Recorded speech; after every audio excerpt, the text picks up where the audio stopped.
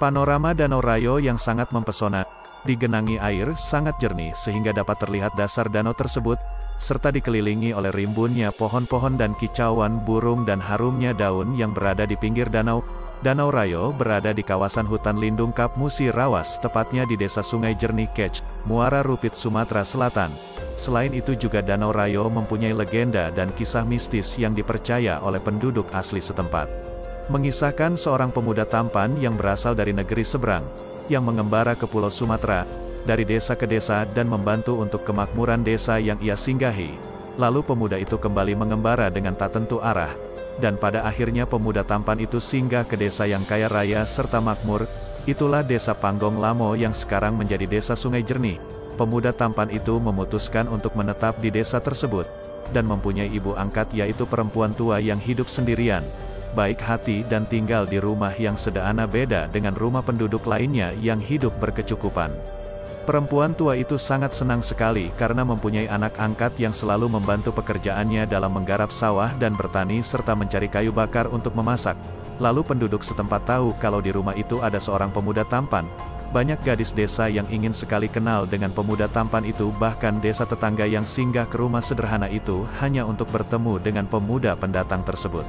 Untuk mempersingkat cerita, pemuda pendatang itu selain tampan dia pun mempunyai ilmu yang sangat sakti dan dengan ilmunya merubah dirinya sebagai pemuda yang sangat jelek dan mempunyai kurap serta badan yang tak sedap dicium untuk mengetes semua gadis yang memang tulus mencintainya dan juga untuk mengetes penduduk setempat yang sangat senang pada ketampanannya. Dialah bujang kurap, yang mempunyai ilmu sakti. Tetapi ibu angkatnya tidak tahu kalau pemuda yang tampan itu menggunakan ilmu kesaktiannya untuk merubah dirinya menjadi pemuda yang sangat jelek. Ibunya dan penduduk setempat mengira itu adalah penyakit yang datang padanya. Semenjak itu tidak ada seorang pun yang bertandang lagi ke rumahnya.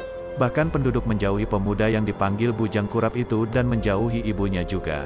Dengan bersedih dan sangat menyayangi anak angkatnya, ibu bujang kurap selalu berdoa agar anaknya kembali seperti yang dulu sebagai pemuda yang normal. Suatu ketika penduduk bergembira karena di desa tersebut akan menggelar pernikahan yang sangat mewah. Bahkan mereka tidak menghiraukan keluarga bujang kurap dan menginginkan agar bujang kurap dilarang keluar selamanya.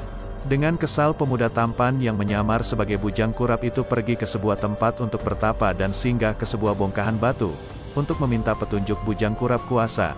Sebelum pergi, bujang kurap membuat perahu bambu untuk sang ibu itu. Dan pada saat acara pernikahan berlangsung, penduduk sedang berpesta serta bergembira.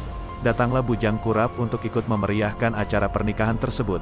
Dan ternyata kedatangannya tidak diterima dengan baik, bahkan diusir dari desa sambil diludah oleh penduduk setempat. Bujang kurap berjanji akan pergi jika permintaannya diberikan. "Wahai tuan, ku kan pergi men kawan nak meri, apo yang nak ku pintak. Payola katokanlah apo nian nak kawan pitakku pergi men ado yang biso nyabot lidiko." Pergilah bujang kurap mengambil 5 batang lidi dan ditancapkannya di depan penduduk. Beberapa penduduk yang mencoba untuk mencabut lidi tersebut tak sanggup mencabutnya. Lalu bergiliran penduduk setempat untuk mencabut lidi tersebut dan tak ada yang bisa mencabutnya. Akhirnya bujang kurap sendiri menyabut lidi tersebut. Apa yang terjadi? Tak disangka kalau pancuran air yang sangat besar atau deras keluar dalam lubang tancapan lidi tersebut dan akhirnya tak ada yang selamat tenggelam dalam air yang menjadi danau tersebut kecuali bujang kurap dan ibu angkatnya.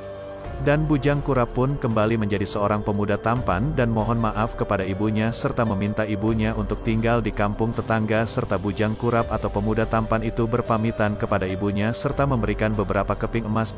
Ibu merelakan kepergian anak angkatnya tersebut dengan sangat bersedih karena dia belum dikaruniai seorang anak setelah sepeninggal almarhum suaminya dan sudah menganggap pemuda itu sebagai anaknya sendiri. Lalu bujang kurap kembali bertapa dan sesuatu terjadi dengannya yang tiba-tiba hilang secara gaib di atas batu pertapaannya. Batu itu yang dinamakan meja batu. Sekarang meja itu dipercaya ditunggu oleh beberapa makhluk gaib. Rumah yang ditempati bujang kurap dan ibu angkatnya berada tepat di tengah-tengah Danau Rayo, yang diakui oleh penduduk setempat tumbuh daun bengkuang emas, dan banyak kepercayaan lainnya mengenai Danau Rayo. Itulah legenda yang mengisahkan Danau Rayo. Sekarang banyak sekali versi masyarakat mengisahkan bujang kurap sebagai penduduk setempat, sebagai penyakit dari kecil, dan beberapa kisah lainnya. Saat ini yang dipercayai dan diyakini oleh keturunan ibu angkat bujang kurap, Puyang bujang kurap panggilan untuk keturunan ibu angkatnya, keluarga, ialah kepada keturunan anak laki-lakinya akan ada panu di wajah dan dekat telinga sebelah kiri saat beranjak remaja. Ilmu bujang kurap akan turun-temurun kepada keturunan ibu angkatnya jika keturunannya mempunyai jiwa dan batin yang bersih serta mempunyai tahi lalat di belakang telinga sebelah kanan, bisa mengobati berbagai penyakit untuk membantu orang yang membutuhkan dan bisa merasakan hal-hal dunia gaib.